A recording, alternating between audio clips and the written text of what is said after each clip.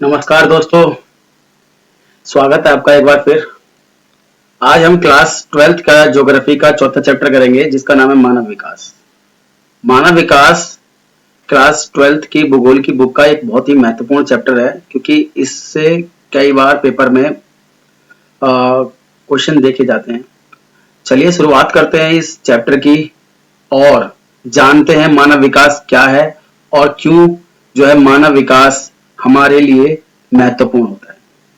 तो मानव विकास के चैप्टर का जो पहला क्वेश्चन है वो है वृद्धि और विकास में अंतर स्पष्ट कीजिए। तो यहाँ पर चैप्टर शुरू करने से पहले मैं एक बार बता देना चाहता हूं कि मानव विकास के मामले में अक्सर हम ये धारणा बना लेते हैं कि जो मानव विकास है वो केवल और केवल जो है वर्तमान स्थिति में जो है सार्थक परिवर्तन, आय में वृद्धि या तकनीकी में वृद्धि और कोई देश प्रौद्योगिकी के दृष्टिकोण से विकसित हो जाए तो हम उसको विकसित समाज या विकसित देश की या विकसित मानव की संज्ञा देते हैं। लेकिन मानव विकास सही मायने में केवल आय में वृद्धि या तकनीकी वृद्धि ही मानव विकास नहीं होती। मानव विकास को और भी बहुत सारे महत्वपूर्ण फैक्टों के साथ जोड़ करके देखा जा सकता है। तो पहले हम मानव विकास को समझने से पहले सबसे पहले हम बात करेंगे मानव विकास को समझने में बहुत ही महत्वपूर्ण दो चीज, वो है वृद्धि और विकास। वैसे वृद्धि और विकास दोनों ही देखने में एक जैसे लगते हैं, एक जैसे का प्रयोग होता है, एक के स्थान पर दूसरे का स्थान अगर हम अक्सर प्रयोग कर देते हैं और जिसमें हमें ज्यादा कोई अंतर नजर नहीं आता, लेकिन इनके अंदर बहुत ही बड़ा अंतर होता है, उसको समझना जरूरी होगा, तभी हम समझ पाएंगे मानव विकास को। तो सबसे पहले हम बात करते हैं वृद्धि और विकास की। तो जो वृद्धि और विकास है दोनों का अर्थ जो होता है वो होता है वर्तमान स्थिति में परिवर्तन। विकास भी यही कहता है और वृद्धि भी यही कहती है कि वर्तमान स्थिति में परिवर्तन हो जाएगा। वर्तमान मतलब जो मौजूदा स्थिति है, कोई भी व्यक्ति है, व्यक्ति ए है, तो चाहे वो वृद्धि हो या विकास हो, लेकिन क्या होगा कि व्यक्ति की वर्तमान स्थिति में परिवर्तन आ जाएगा। अब वर्तमान स्थिति में परिवर्तन का अर्थ यहां पर दो चीजों से समझना होगा। वो परिवर्तन सकारात्मक भी हो सकता है और नकारात्मक भी हो सकता है। यदि परिवर्तन सकारात्मक होगा तो विकास कहलाएगा, यदि परिवर्तन नकारात्मक में होगा तो वो वृद्धि कहला सकती है, या सकारात्मक विकास जो परिवर्तन भी वृद्धि कहला सकता है। लेकिन विकास हमेशा पॉजिटिव होता है, सकारात्मक होता है। तो यहां समझना होगा। चलिए शुरुआत करते हैं। तो वृद्धि और विकास दोनों का अर्थ समय के संदर्भ में परिवर्तन की ओर इशारा करता है, मतलब वर्तमान स्थिति में परिवर्तन होगा। कभी भी वृद्धि और विकास का जो अर्थ होता है वो होता है वर्तमान स्थिति में परिवर्तन। लेकिन अंतर क्या है दोनों के अंदर, वो हम जान लेते हैं। वृद्धि और विकास के अंदर अंतर क्या है, सबसे पहले हम बात करते हैं वृद्धि की। तो वृद्धि जो होती है मात्रात्मक होती है। मात्रात्मक मतलब मात्रा में होती है। इसको हम जो है माप सकते हैं। जैसे मैंने बताया कि एक नगर है, नगर ए और नगर बी, और नगर ए और नगर बी के बारे में बोला, इसकी जनसंख्या 500 थी और इसकी भी जनसंख्या 500 थी। 2001 में बात कर लेते हैं, 2001 में। तो ये 2000 नगर ए 2002 में आ गए हम। तो नगर ए में क्या हुआ, जनसंख्या जो है वो 550 हो गई और नगर बी में भी जनसंख्या जो है वो 600 हो गई, मान लीजिए आप। ठीक है, तो ये क्या है, मात्रात्मक है। अब हम इसको माप सकते हैं, नहीं माप सकते हैं कि भाई जो वृद्धि है पहले 500 थी अब 550 हो गई, यानी 50 की वृद्धि हुई, यानी मात्रा में है, ये इसकी हम तुलना कर सकते हैं। ठीक है, और मूल्य निरपेक्ष होती है। वृद्धि जो होती है, वृद्धि मूल्य निरपेक्ष, मतलब इसमें मूल्यों की जरूरत नहीं होती है, अच्छाई की जरूरत नहीं होती है। मान लीजिए मैंने जैसे बता देता हूं कि एक ही जो जनसंख्या 500 थी, यहां पर शिक्षा का अभाव था, स्वास्थ्य नहीं था, पानी नहीं था, स्कूल नहीं था। तो लेकिन 2002 में जनसंख्या 550 हो गई, लेकिन फिर भी स्थिति वही बनी रही। तो यानी मूल्य में परिवर्तन नहीं आया, इसके लिए शिक्षा नहीं बढ़ी, इसके लिए परिवर्तन नहीं हुआ मूल्यों में, लेकिन हाँ जनसंख्या में परिवर्तन हो गया। तो वर्तमान स्थिति में परिवर्तन हो गया, तो इसी को हम कहते हैं वृद्धि, यानी वर्तमान स्थिति में परिवर्तन ही वृद्धि है। और ये मूल्य निरपेक्ष होती है, इसमें मूल्य की आवश्यकता नहीं होती। और जो वृद्धि होती है वो धनात्मक भी हो सकती है और ऋणात्मक भी हो सकती है। उदाहरण के लिए आप मान लीजिए ए में 500 लोग थे 2001 में और 2002 में 400 हो गए, तो क्या हुआ? परिवर्तन तो हुआ ना, परिवर्तन तो हुआ, लेकिन वो परिवर्तन कैसा हुआ? नकारात्मक। तो वृद्धि जरूरी नहीं है कि हमेशा सकारात्मक भी हो, वृद्धि नकारात्मक भी हो सकती है और सकारात्मक, दोनों प्रकार की हो सकती है। तो ये मैं वृद्धि के बारे में बता रहा हूं अभी। इसके बाद हम बात करें तो धनात्मक वृद्धि दर्शाती है और ऋणात्मक कमी को दर्शाती है वृद्धि। उदाहरण के लिए यदि किसी समय अवधि में किसी नगर की जनसंख्या में वृद्धि हो तो उस दृष्टि से वृद्धि कहा जाएगा। जरूरी नहीं है कि जनसंख्या के जीवन स्तर में कोई परिवर्तन आया हो, जीवन स्तर में परिवर्तन आया हो या ना आया हो, लेकिन जनसंख्या की गिनती में परिवर्तन आ गया, तो यानी केवल वृद्धि हुई है उस समाज की, उस नगर की, लेकिन उसका विकास नहीं हुआ। क्योंकि विकास जो होता है वो हमेशा सकारात्मक होता है, लेकिन वृद्धि नकारात्मक भी हो सकती है, जैसे मैंने अभी बताया था आपको। आगे बात करें विकास क्या होता है, तो विकास गुणात्मक होता है। विकास गुणात्मक मतलब विकास को हम माप नहीं सकते हैं। उदाहरण के लिए देख लीजिए आप, एक ये मान लीजिए 2 साल का बच्चा था और उसे ज्यादा बोलना चालना नहीं आता था, ज्ञान का अभाव था उसके अंदर।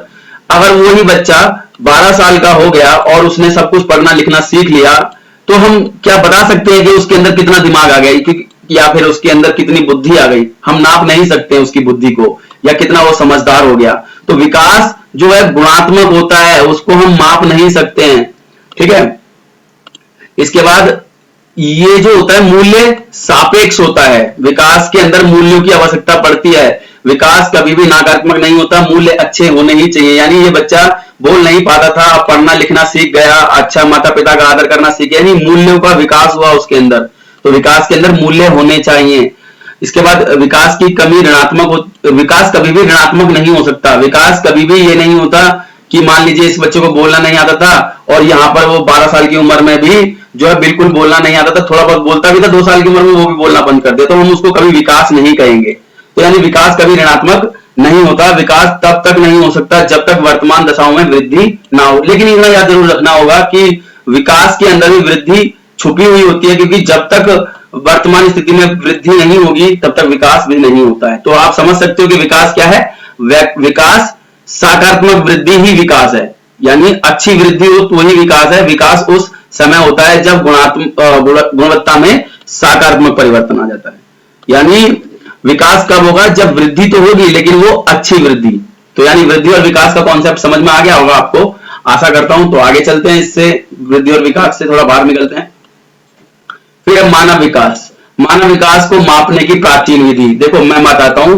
तो मानव विकास को मापने के लिए समय समय पर अनेक प्रकार के जो है पैमानों को, मापदंडों को स्वीकार किया जाता रहा है। अनेक दशकों तक किसी देश के विकास के स्तर को केवल हम मापते थे पहले, तो प्राचीन विधि में हम उसको आर्थिक वृद्धि से जोड़ करके देखते थे। यानी मानव विकास को प्राचीन समय में हम आर्थिक वृद्धि से जोड़ करके देखते थे और मानते थे जिस देश की जितनी बड़ी अर्थव्यवस्था होगी वह देश उतना ही बड़ा विकसित माना जाएगा।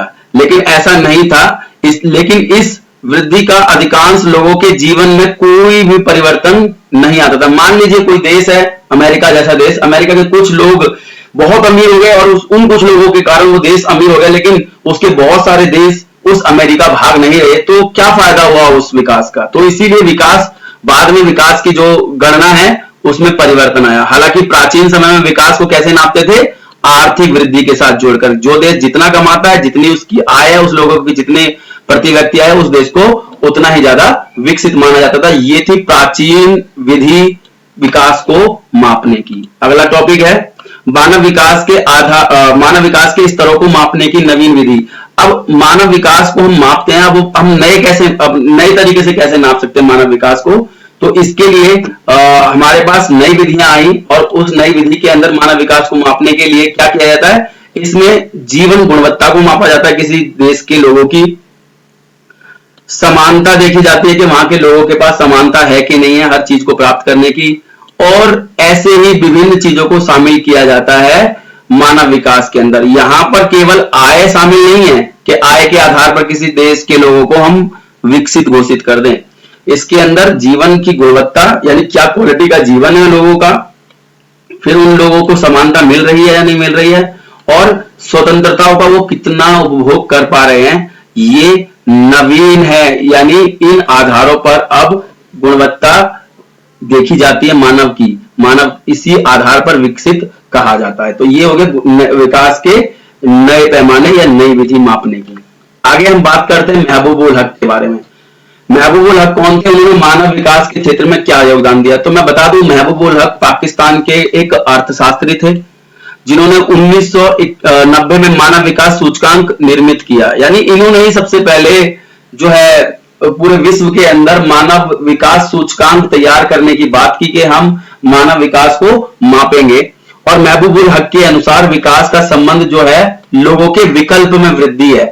यानी इन्होंने क्या कहा, मानव विकास, महबूब उल हक ने विकास के संदर्भ में उन्होंने कहा कि मानव विकास जब भी होगा जब व्यक्ति के विकल्पों में वृद्धि हो जाएगी, व्यक्ति के विकल्पों में बढ़ोतरी, यानी अपनी मर्जी से वो अपने जीवन को रंग देने के लिए स्वतंत्र हो, विकल्प हो उसके पास। यदि वो आईएएस नहीं बनना चाहता तो आईपीएस बन जाए, यानी उसके पास विकल्प होने चाहिए, तभी वो विकसित है, अन्यथा वह विकसित नहीं है।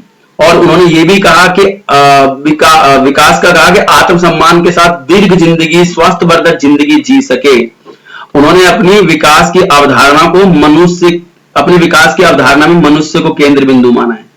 यानी मनुष्य के लिए सब चीज है, अगर मनुष्य सही है तो विकास सही है, अन्यथा नहीं है। तो यानी ये महबूब उल हक थे, पाकिस्तान के अर्थशास्त्री। आगे हम बात करते हैं। इसके बाद अगला है अमर्त्य सेन। अमर्त्य सेन कौन थे और उसका मतलब बात करें उनकी तो विकास कार्यक्रम में क्या योगदान रहा, तो अमर्त्य सेन भारत के नागरिक थे और उन्होंने अर्थशास्त्र के क्षेत्र में योगदान के लिए उन्होंने अर्थशास्त्र के क्षेत्र में योगदान दिया। और क्या योगदान दिया, मानव विकास संबंधी सिद्धांत दिया उन्होंने। और मानव विकास सिद्धांत संबंधी के कारण उन्हें 1998 में नोबेल पुरस्कार दिया गया। जब नोबेल पुरस्कार पूरी दुनिया का सबसे बड़ा पुरस्कार मिल गया तो भारत ने देखा कि भाई चलो वहां से भी मिल गया, तो उन्हें एक 1999 में भारत रत्न से सम्मानित कर दिया। तो यानी कौन थे जो है अमर्त्य सेन। अमर्त्य सेन जो है भारत के अर्थशास्त्री थे जो पश्चिम बंगाल से थे, और साथ ही उन्होंने अर्थशास्त्र के क्षेत्र में बहुत काम किया और उन्होंने मानव विकास संबंधी सिद्धांत दिया, और इसके लिए ही उन्हें 1998 में नोबेल पुरस्कार मिला और 1999 में भारत रत्न दिया गया। और उन्होंने जो नोबेल पुरस्कार विजेता जो थे अमर्त्य सेन ने विकास के बारे में क्या बातें कही उनको पता होना चाहिए हमें। तो सबसे पहले हम बात करें तो उन्होंने क्या कहा मानव विकास के संदर्भ में। उन्होंने कहा कि मानव विकास क्या है, मानव विकास के बारे में क्या है, स्वतंत्रता में वृद्धि, मनुष्य की स्वतंत्रता में वृद्धि या गुलामी में कमी ही मानव विकास है। उनके अनुसार स्वतंत्रता में वृद्धि भी विकास लाने वाला सर्वाधिक प्रभावशाली माध्यम है। यदि व्यक्ति स्वतंत्र है तो वह विकसित हो जाएगा अपने आप। उन्होंने देखा कि कोई भी किसी भी प्रकार की स्वतंत्रता में वृद्धि सामाजिक राजनीतिक संस्था तथा उनकी प्रक्रियाओं की भूमिका है। यानी जब व्यक्ति को स्वतंत्रता मिली हुई है तो वह उस देश की सामाजिक और राजनीतिक संस्थाओं की प्रक्रिया को भी दर्शाता है कि उन्होंने क्या भूमिका रही है व्यक्ति की स्वतंत्रता में। यानी हम पूरे मानव की स्वतंत्रता के आधार पर ही पूरे देश की परिकल्पना कर सकते हैं कि वह देश कितना विकसित है। ऐसा उनका अनुभव था और ये कहना था मानव विकास की संदर्भ में अमर्त्य सेन का। आगे बात करते हैं। ये दो व्यक्तियों का नाम आपको जरूर याद रखना है, अमर्त्य सेन और डॉक्टर महबूब उल हक। अब बात करते हैं हम सार्थक जीवन क्या है। सार्थक जीवन के बारे में डॉक्टर महबूब उल हक ने बहुत ही अच्छे कथन कहे हैं। और ये सार्थक जीवन दोनों दक्षिण एशियाई अर्थशास्त्री महबूब उल हक और अमर्त्य सेन ने मानव विकास की अवधारणा के क्षेत्र में कार्य किए और बताने की कोशिश की कि किस प्रकार से मानव केवल आर्थिक वृद्धि ही नहीं है, मानव विकास केवल आर्थिक वृद्धि ही नहीं है, उसमें अन्य चीजों की भी आवश्यकता पड़ती है, जैसे विकल्पों में वृद्धि और स्वतंत्रता में वृद्धि। और महबूब उल हक ने कहा कि केवल जो मानव विकास या फिर कहें विकसित मानव का जो जीवन है वो बड़ा ही नहीं होता है, वो सार्थक भी होता है। अब सार्थक जीवन क्या होता है, सार्थक जीवन के बारे में उन्होंने विशेषता बताई। पहली बात तो उन्होंने बताया कि सार्थक जीवन दीर्घ मतलब बड़ा नहीं बल्कि उसके जीवन में कोई उद्देश्य भी होता है। उद्देश्य मतलब कुछ करना चाहता हो जीवन में, वही सार्थक जीवन है। सार्थक जीवन स्वास्थ्यवर्धक होता है, यानी वो बीमार ना पड़े पूरे जीवन के अंदर, पूरे जीवन में बीमार ना मतलब परेशान ना रहे स्वास्थ्य से। और सार्थक जीवन दीर्घ भी होता है। सार्थक जीवन में लोग बुद्धि और विवेक का विकास करते हैं। सार्थक जीवन में समाज में पूर्ण भागीदारी होती है और पूर्ण भागीदारी के द्वारा जो समाज के उद्देश्य होते हैं उनको पूरा किया जाता है। इसके बाद लोगों के पास स्वतंत्रता होती है और लोगों के पास विकल्प होते हैं। ऐसा मानना था महबूबुल हक और अमर्त्य सेन का सार्थक जीवन के बारे में। ये सार्थक जीवन की महत्वपूर्ण उद्देश्य हैं। आपको इनके बारे में पता होना चाहिए कि लंबा नहीं होता है सार्थक जीवन, उसमें जीवन के कुछ उद्देश्य भी हो, फिर जीवन स्वस्थ हो, दीर्घ जीवन हो, उसमें जो है लोगों के पास बुद्धि और विवेक हो, पूर्ण भागीदारी करें समाज में विकास के लिए, उद्देश्यों को पूरा करने के लिए, स्वतंत्रताएं और विकल्पों में वृद्धि हो।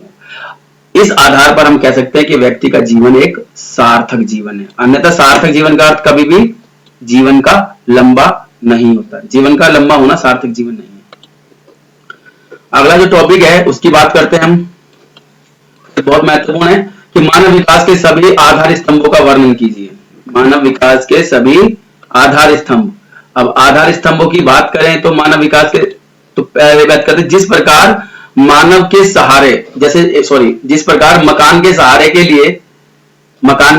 के लिए क्या पड़ती है जरूरत, पिलरों की आवश्यकता पड़ती है स्तंभों की, ऐसे ही उसी प्रकार भूगोल में मानव विकास के 4 आधार स्तंभों की चर्चा की गई है जिसके ऊपर पूरा मानव विकास टिका हुआ है। पहला है समानता, यानी व्यक्ति के साथ में समान अवसर दिए जाएं उसको विकास करने के लिए, तब हम कह सकते हैं कि मानव विकास के मामले में कोई देश आगे है। सतत पोषणीयता, और वह विकास इस प्रकार का हो कि आने वाले जो पीढ़ियां हैं वह भी मानव विकास के सभी संसाधनों से परिपूर्ण रहें और वह आने वाली पीढ़ियों की आवश्यकताओं को ध्यान में रख करके विकास करें, ऐसा विकास होना चाहिए, यानी सतत पोषणीय विकास होना चाहिए मानव विकास का दूसरा आधार स्तंभ। और मानव विकास का तीसरा आधार स्तंभ जो है वो है उत्पादकता। उत्पादकता अर्थात उत्पादकता का अर्थ मानव द्वारा किए गए श्रम उत्पादकता, यानी मानव के द्वारा किए गए श्रम में लोगों को सार्थक और सक्षम बना दिया जाए, यानी मानव के श्रम में विकास किया जाए, लोगों को समर्थ बनाया जाए, सक्षम बनाया जाए और उससे निरंतर देश की और व्यक्ति की उत्पादकता में वृद्धि होती रहे।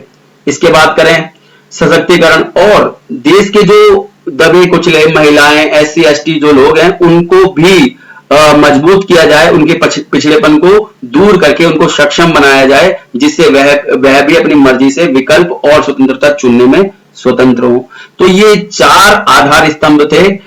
उन चारों आधार स्तंभों के बारे में आपको अच्छी तरीके से पता होना चाहिए। पहला जो आधार स्तंभ था वो कौन सा था?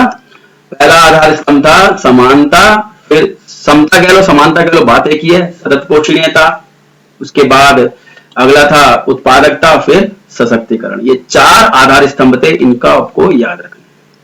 अब बात करते हैं मानव विकास के प्रमुख उपागम कौन कौन से हैं। यहां पर मैं पहले उपागम को समझा देता हूं, उपागम होते क्या है। उपागम है किसी भी उद्देश्य तक पहुंचने का रास्ता। उपागम का इंग्लिश में कहते हैं अप्रोच। अप्रोच का जो अर्थ होता है हम किसी भी उद्देश्य तक पहुंचने के लिए जो रास्ता अपनाते हैं वो उपागम कहलाता है। अर्थात अब मानव विकास को हम कैसे प्राप्त कर सकते हैं वो रास्ते बताने हैं आपको। तो मानव विकास को प्राप्त करने के रास्ते बताए गए हैं या फिर उपागम बताए गए हैं, वो मैं बता देता हूं आपको कौन कौन से होते हैं।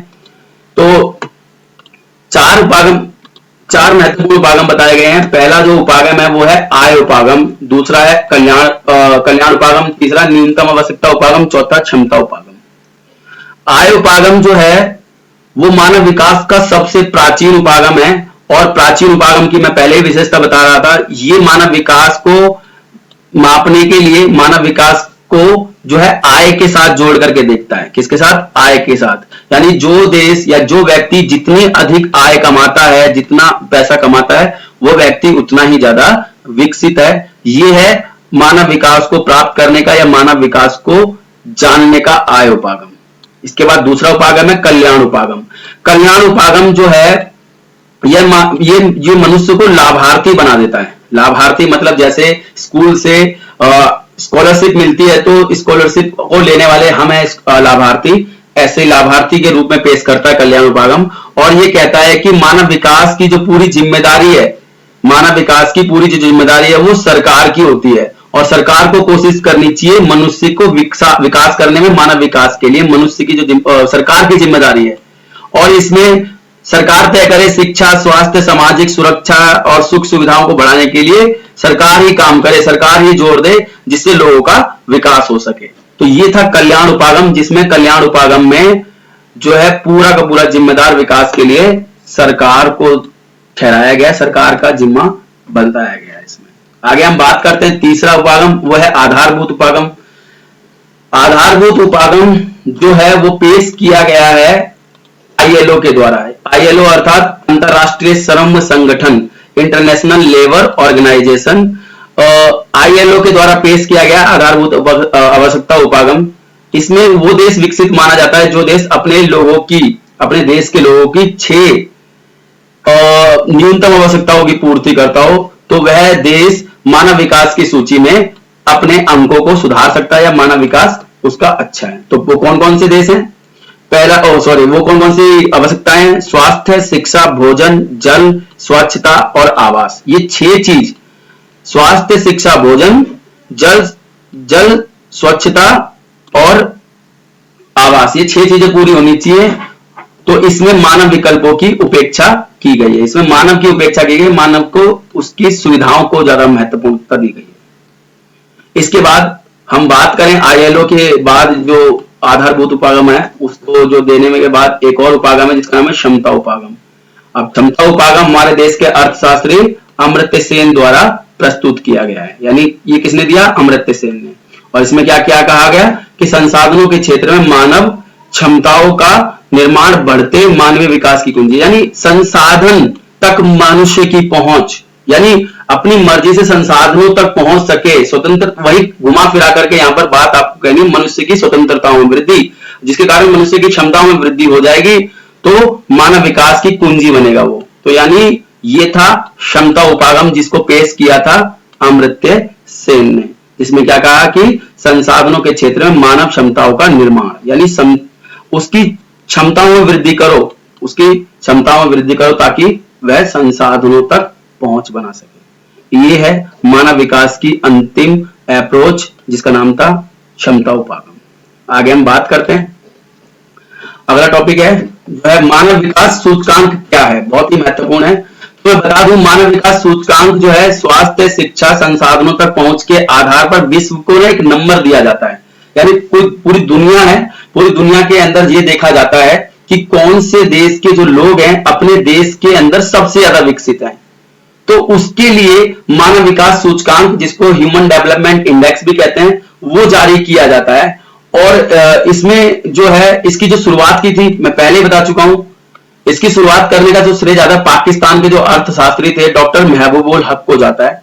डॉक्टर महबूबुल हक ने ही इसकी शुरुआत की और तभी से यानी 1990 से प्रत्येक वर्ष यूएनडीपी, और जो यूएनडीपी है इसका जो फुल फॉर्म है संयुक्त राष्ट्र विकास कार्यक्रम, जो है मानव विकास के संदर्भ में सूचकांक प्रकाशित करता है, यानी देशों को नंबर देता है और इस नंबर के आधार पर ही हम ये तय कर पाते हैं कि कोई देश कितना विकसित है। तो मानव विकास सूचकांक समझ में आया है क्या है कि ये एक सूचकांक है, एक स्केल है।